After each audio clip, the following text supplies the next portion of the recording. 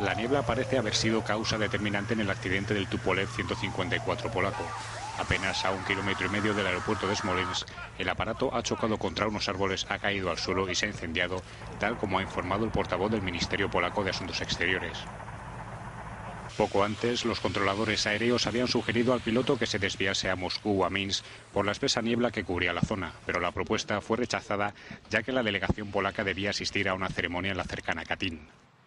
A bordo del aparato, además del presidente Kaczynski, viajaban otras 131 personas, la mayoría altos cargos del gobierno polaco y familiares. Entre ellos se encontraban la esposa del presidente, el jefe del Estado Mayor, el gobernador del Banco Central o el viceministro de Asuntos Exteriores. El presidente ruso ha encargado una comisión de investigación dirigida por el primer ministro Vladimir Putin para esclarecer los hechos. El Tupolev 154 es un trimotor diseñado en los años 60 en la entonces Unión Soviética. Sus ventas superaron las 1000 unidades y de ellos más de 60 han sufrido accidentes. Unos 400 siguen en activo en diversas compañías del este de Europa y Asia.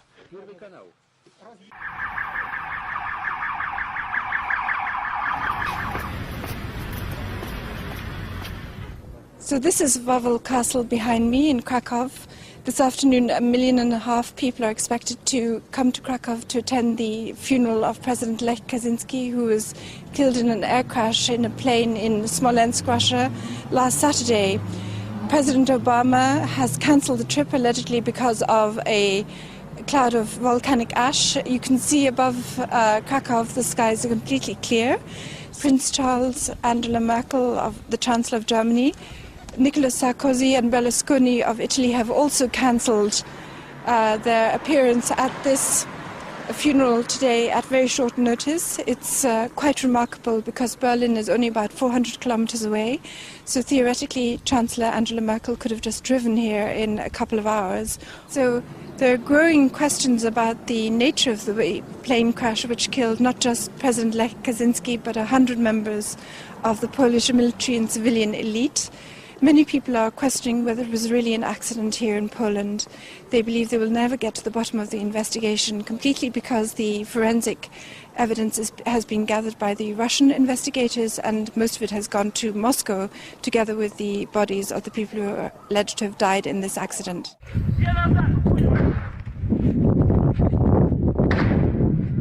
So gunshots can be heard in a video that was shot immediately after the plane allegedly crashed in this piece of wood in Smolensk. 4 gunshots can be heard from a small caliber pistol. It has been speculated that members of a military group, went among the survivors and were actually shooting them to make sure there were no witnesses to a crash. This videotape is now being examined by the Polish state prosecutor.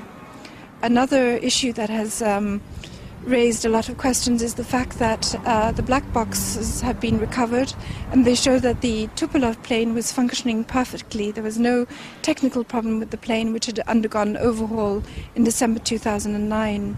It has emerged that this Tupolev plane had a special system to ensure that pilots were warned if they ever approached a dangerous obstacle or came too close to the ground, the terrain awareness warning system. So the Polish pilot must have known that he was approaching trees. So according to the official account, the plane plunged into woods about 1 kilometer short of the runway, 40 to 50 meters to the left of the runway. According to the official account, the plane hit a tree, the left wing broke off, the train veered to the left and crashed about 1 kilometer from the runway. Pieces of wreckage have been found there in an area covering 500 meters, but no bodies have been found and no personal belongings of the people who are alleged to have died in this crash can be seen on any of the video footage that was shot immediately after the crash took place. The Russian security services then intervened to stop journalists reaching the crash site. They confiscated photos and video footage. A Russian journalist has reported that the radar equipment that was at Smolensk airport was dismantled after the visit of Prime Minister Donald Tusk and Vladimir Putin on April the 8th. Shortly before the plane carrying Lech Kaczynski and the Polish elite touched down in Smolensk. In addition, witnesses have reported seeing military officials changing the lamps lighting up the runway shortly after the accident. This has fueled speculation that the lamps were so placed as to mislead the pilot as to the real location of the runway and to lure him into the woods. The media initially blamed President Lech Kaczynski, claiming that he interfered with the pilot and caused him to crash the plane. However, voice recordings recovered from the cockpit show that nobody interfered with the pilot and caused the crash by pressuring the pilot to land. So in addition, the media has claimed that the pilot of the Polish plane couldn't speak adequate Russian, basing this on the statements of the Russian air traffic controller. But colleagues of the Polish pilot say he was fluent in Russian. Polski samolot rozbił się w czasie czwartego podejścia do lądowania. At the very beginning, we were told by the media that the Polish plane had tried to land 4 times in Smolensk because of dense fog, but in the meantime it has materialized that the plane only attempted to land 1 time and that it crashed on that attempt.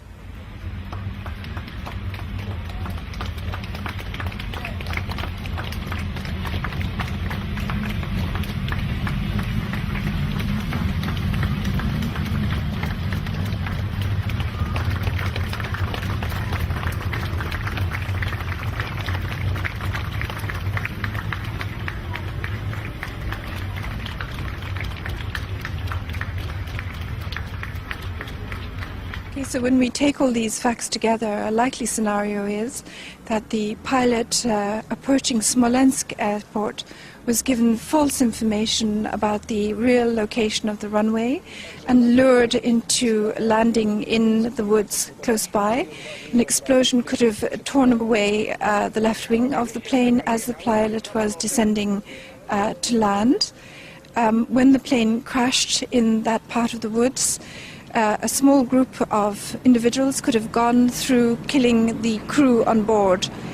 The absence of all bodies can be explained by, if you posit that these top generals, the central bank governor, the security chief, the 2 presidential opposition candidates, and large numbers of the opposition party in parliament were not on the plane at all, that they were killed or kidnapped in Poland, and their disappearance is simply being accounted for by claiming that they died as part of this plane crash.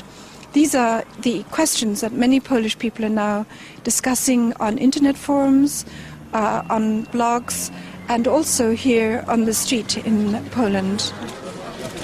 Pierwsza myśl to też była moja taka, szczerze mówiąc, My chcemy powołania międzynarodowej komisji lotniczej, komisji, żeby nie wyszło tak jak wyszło w Katyniu, prawda? Że to zrobili Niemcy. Przepraszam bardzo, to nie zrobili Niemcy, prawda? Nie chcę, żeby nasze wnuki czekały następne 70 lat. The timing of the plane crash is extraordinary. It happened 70 years to the anniversary of the first Katyn massacre, when 22,000 Polish officers and academics and political leaders were killed by the Soviet security forces with the consent of Nazi Germany. Once more, Poland finds itself leaderless. People here in Krakow are in a state of shock. And many people are wondering who was behind this extraordinary event. Some people have suggested it wasn't an accident. I am not able to believe in this. Yes. I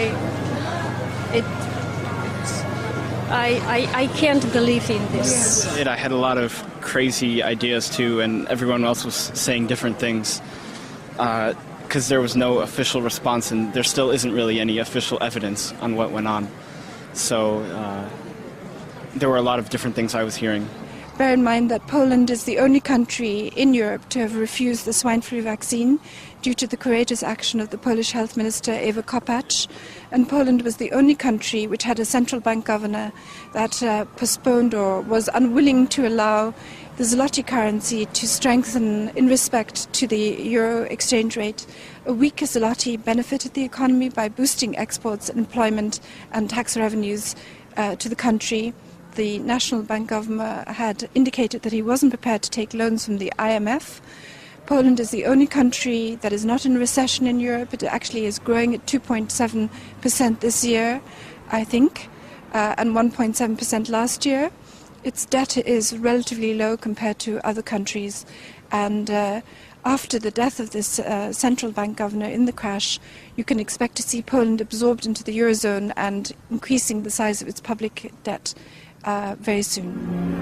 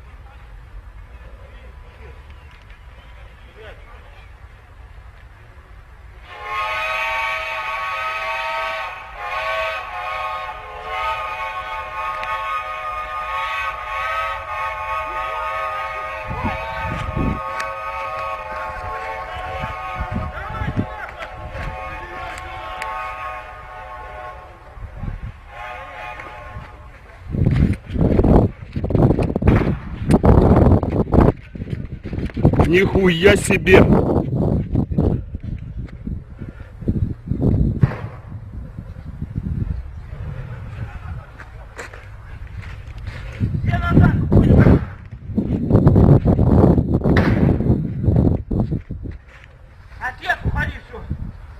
Нихуя себе!